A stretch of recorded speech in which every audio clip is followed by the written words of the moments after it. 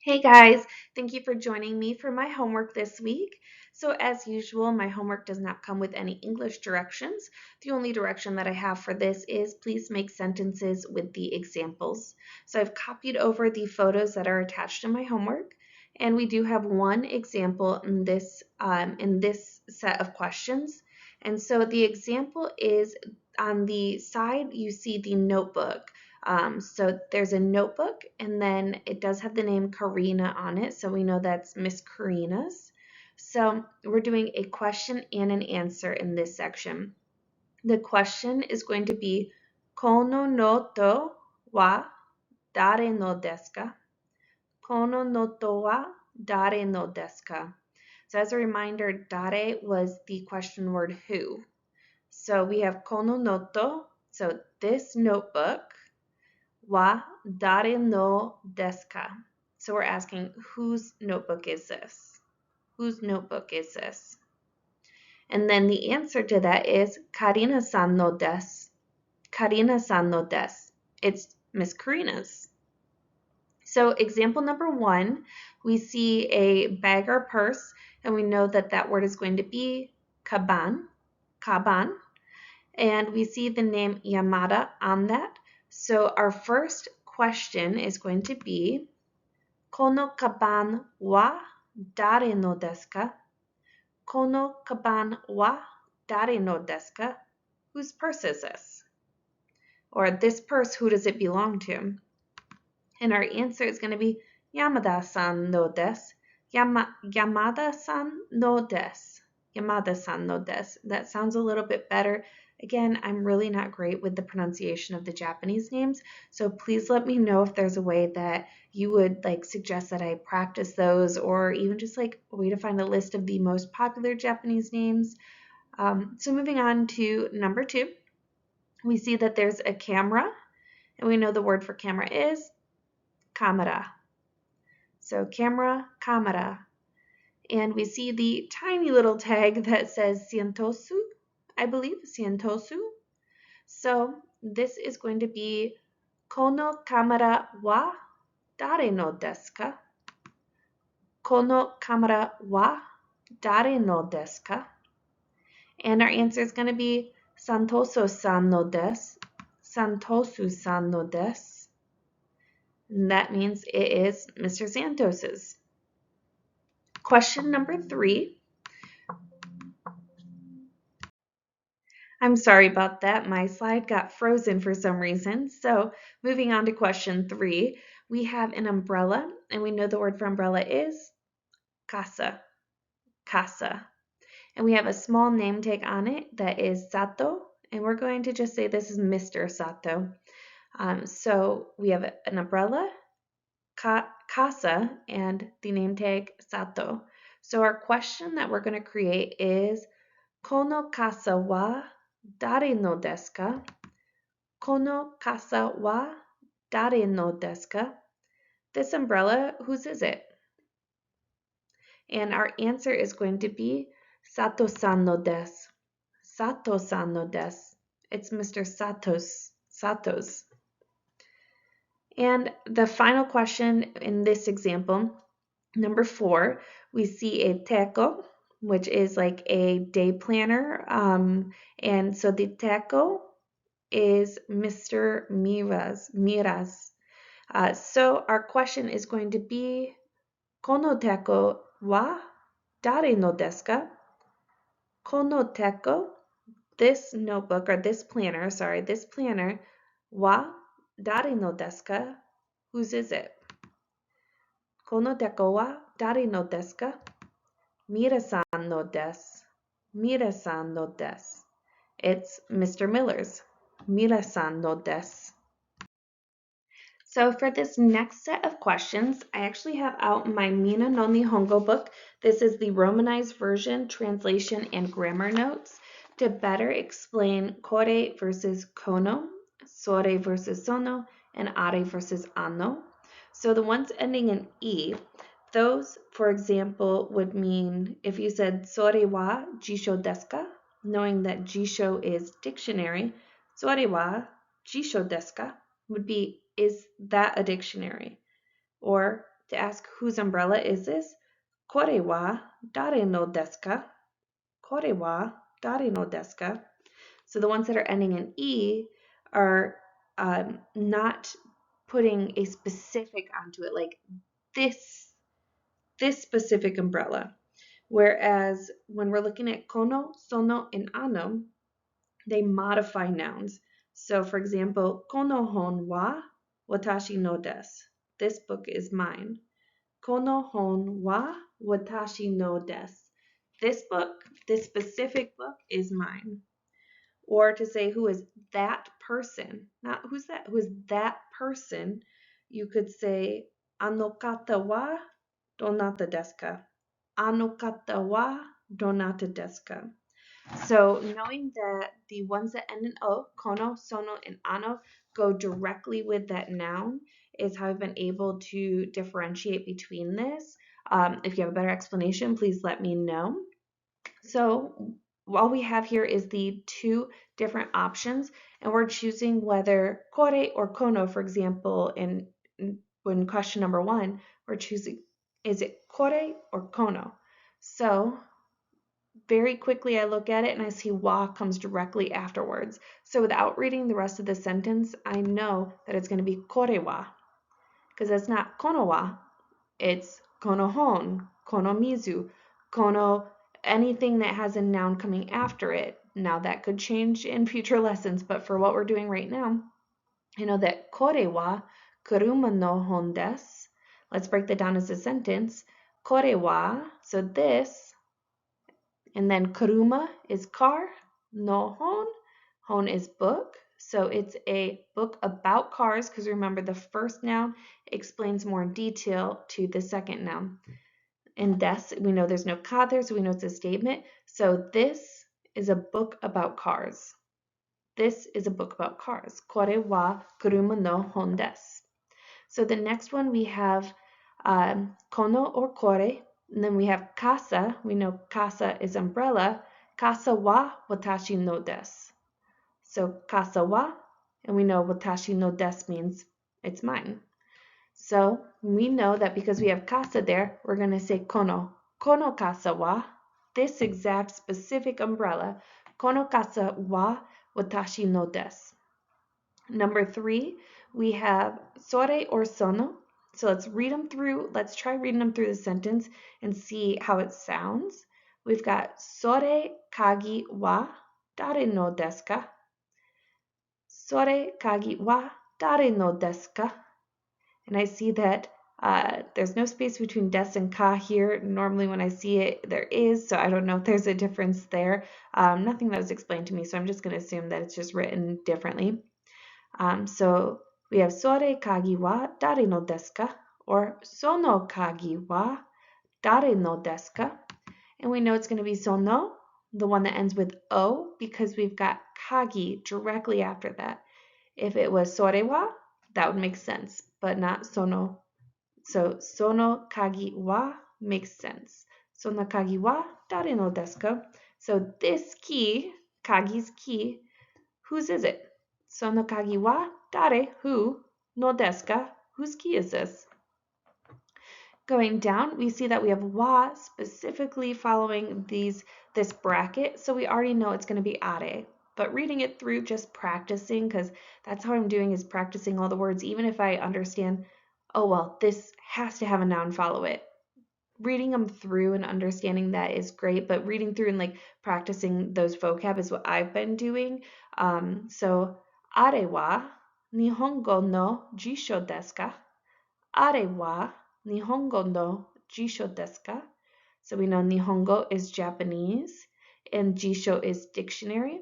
So we're saying that because are is further away, it's not by the speaker, it's not by the listener, it's far from both. That over there, is that a Japanese dictionary? Are wa Nihongo no jisho desu ka? And then number 5, we have sore and sono. We see immediately that we have wa following. So with what we've learned already, we know it's going to be sore, not sono. If it ends in an o, you're going to have another noun right after it. So sore wa Star Wars no DVD desu. Sore wa so near the listener, that sore wa Star Wars no DVD desu ka, or des, so that is a Star Wars DVD. And finally, we do have are or ano and toke. And toke is clock, I believe. I'm going to have to practice that one again. I believe that's clock. So toke wa. So the wa that's not going to be for, so we already know that's going to be ano toke. This clock, this specific clock, ano toke wa Fuji school no desu.